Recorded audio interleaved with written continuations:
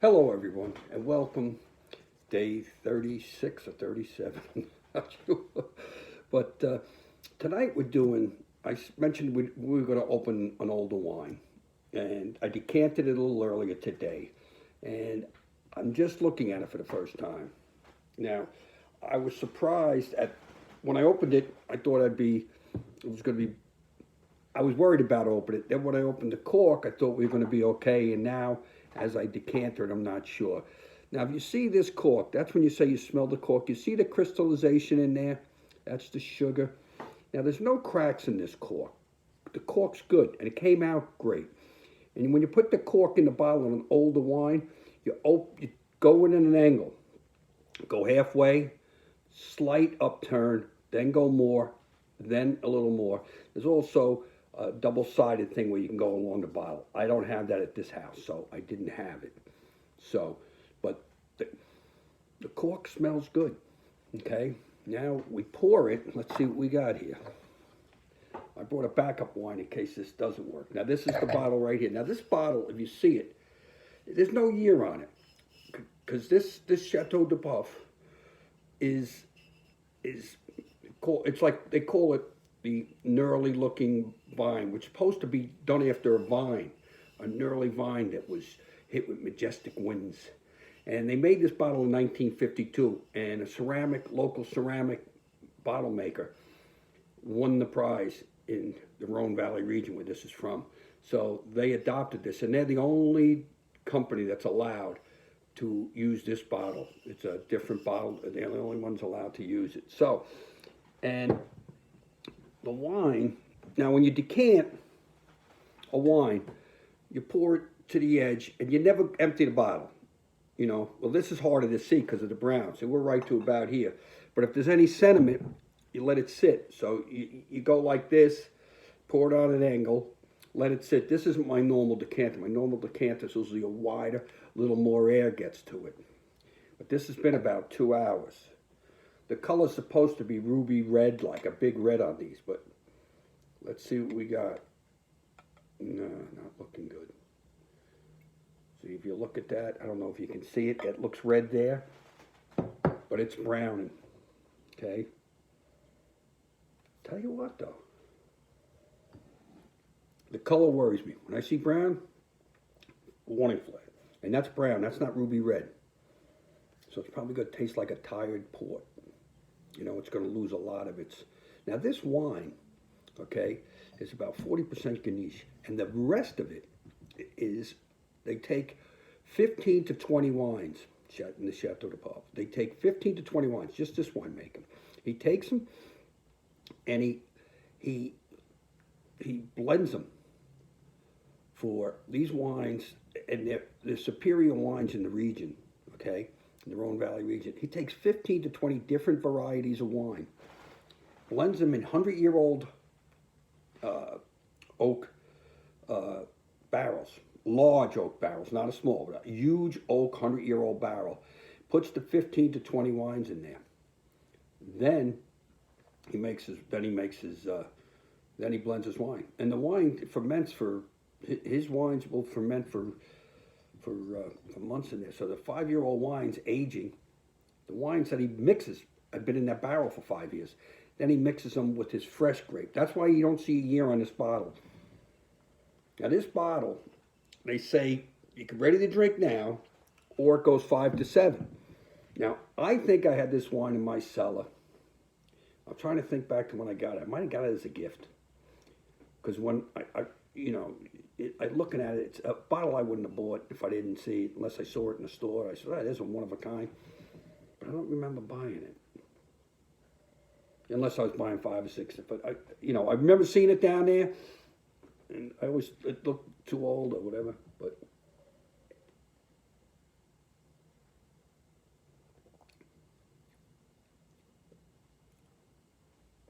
I tell you, they would say the bloom is off the rose with this. Okay, the bloom is definitely off the rose. I mean, it's not a vinegar, but it would be anemic to it's where it should be. You know, there's no bad taste to it, but it's more like just like the word would probably be anemic. This winery, he started this bottle in '52, and he started the vineyard in '31. He still runs it. The grandson still runs this vineyard. This was bought out by Coach Sterone, but they still run the house, and people still come and collect these bottles. They have a museum there, so they maintain the home. The grandson and his wife and children, but and they do 2.5 million bottles a year of this wine. Most of it went to America. Let me see if I put a little more in here with the color. You see, I'm trying to see if you could see that. It's got a tint of red, but it's almost like a Marseille, like a cookie, like a.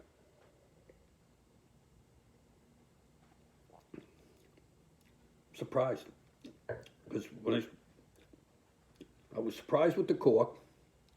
Then when I pour it out of here, I'm surprised at the color. It's tired, but the wine's still drinkable. I mean, it's not. It's anemic, like I'm saying. It's just nothing there, but it's a blooms off the rose. That's to say. Now, we're gonna do a real quick one here. I had this as a backup. We're gonna do Pinot Grigio. Okay, we're switching from France to Italy. Now, Cavit Pinot Grigio is a wine that, well, since we're talking about anemic, a lot of people think that the Pinot Grigio doesn't carry character as, like a lot of wines. It's not a substance.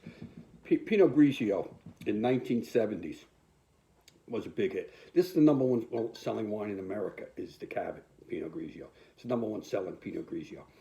You also have Santa Margherita. Now this wine, Santa Margherita, is the one you see in the restaurants. This is more of, a reasonable price. But this is rated an 87. And some have it as 88. Pinot Grigio, same year, 88. So Pinot Grigio, $25.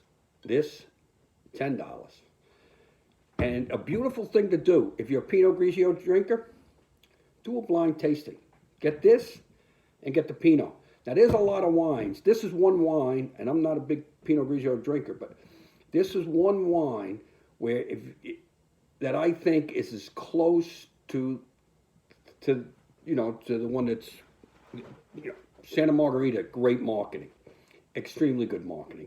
It's like in France when they did the Pouilly Fuissé instead of the Fumé. They did Pouilly Fuissé instead of Saint Varan. So people in France, they drink. Cavit, this is from northern Italy, okay? There's 3 regions they grow the grapes. 100% Pinot Grigio grape. The winemaker here, in 2010, won the Italian Winemaker of the Year, okay?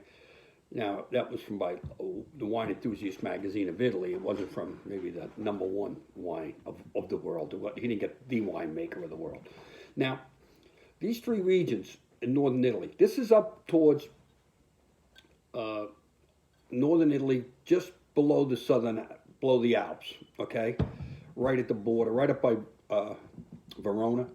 We had the wines the other day, the Amarone region, and those wines, and it's got cool lake effects, moisture, so they got the lake breezes. This town's another beautiful town. Remember I was mentioning all the towns up there, the big estates and medieval towns. This is just like, every other one for 100 miles would be, medieval villages, small villages, beautiful rolling hills, valleys with the breeze coming through. The vines are up high. They're coming off the lake effect. They're giving it that, taking the moisture, and then they got the cool evenings. And this wine, is that's why it's probably, we know it's going to have the fruit. It's going to be crisp because that's the technology. This they do cold fermentation.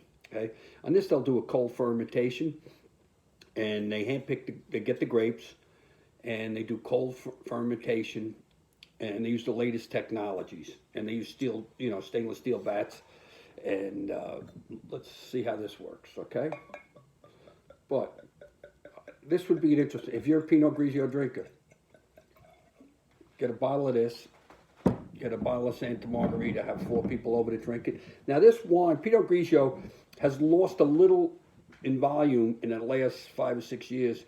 A lot of the people, you know, a lot of women like that rosé and men, but the dry rosé. So it's a dry. This is going to be dry and crisp. So some of the rosés are starting to take a little, because people were drinking the Pinot Grigio in the '70s if they didn't like the big California oaks, and that's why the California oaks and then the Sauvignon Blancs came in, and California toned down their oaks. You know, Mondavi started with the big oak, like we said, 70, 74, big wine, 76. Then they toned down their oaks in the '90s and '80s, and they went more towards this. Then the Sauvignon Blanc got popular. Now the rosés are popular. I mean, you couldn't find a rosé. Rosé in the '70s was Matus Rosé, Atlantis. It was a sweet drink. Then they came with the dry rosés, which, you know, one was a jug wine and one's more of a wine. Now you get, you know, here we go.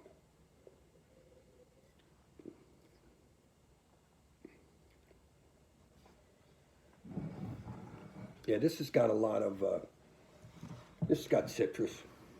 You know, you can actually smell the dryness in it. You know, it's,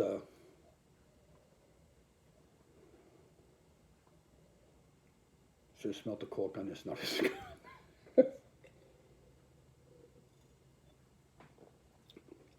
Maybe we open that Barolo, we'll hope that's okay. It's sort of pop. It's worth drinking. I wish a couple people were here because you could drink it. It's not a bad wine. There's nothing wrong. It didn't turn to vinegar yet. But, I mean, if I opened that 5, 6 years ago, I might have had a shot. I'm stunned that, I mean, I had a good cellar. I mean, I had a perfectly temperatured cellar, but that was. And the other wine, we'll see the Barolo, the shoulders and the neck right up to here. It's perfect, you know. And you know, when they store wines too, they store them in, you know, as they get older. That's when storage is important, not when they're first couple of years. You know, if you're going to drink it right away, it's important. You can't leave them hot and then store them 20 years, but. Just I got that pale yellow. See, this is a lot. This is not like a Sauvignon Blanc or Fumé, right? It comes out and hits you with a lot. This is a toned down. It's a toned down wine. Okay, this is, you know, people. It's clean, it's crisp, a versatile wine. Cheeses, you know, you can do nice little, you know, you can do a brie with it. It's got enough acidity in it. This is a medium body wine with a high amount of acidity for a medium body wine. So you can cut some cheese with this. You can go right through a good cheese. You can go right through. You could do.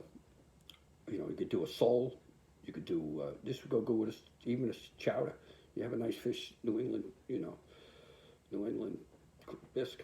With this is enough. This be nice with it. This also be nice with. You know, any kind of chicken, you know, cream pasta, fettuccine alfredo with this. You know, you can do a white. You don't need the red. You know, this would go work. Well, it was good. Thank you. I hope it wasn't too long tonight. We did 2, but nice having you in the home. Nice seeing you. The thunderstorm blew through today. You know, so we're all clear skies. Things are good. And let's pray for everybody. You know, and let's not forget how lucky we are if we're alive, and let's not forget all those who are making us safer, healthier, protecting us. You know, the cops, they're out there. It's got to be a hard job this past month. The police, the firemen, the EMS. The minute you walk into the hospital, everyone in there, you know, your store clerks, anybody who's helping us is really, we got to take our hats off to them. You know, so take care. God bless. See you tomorrow. Bye-bye.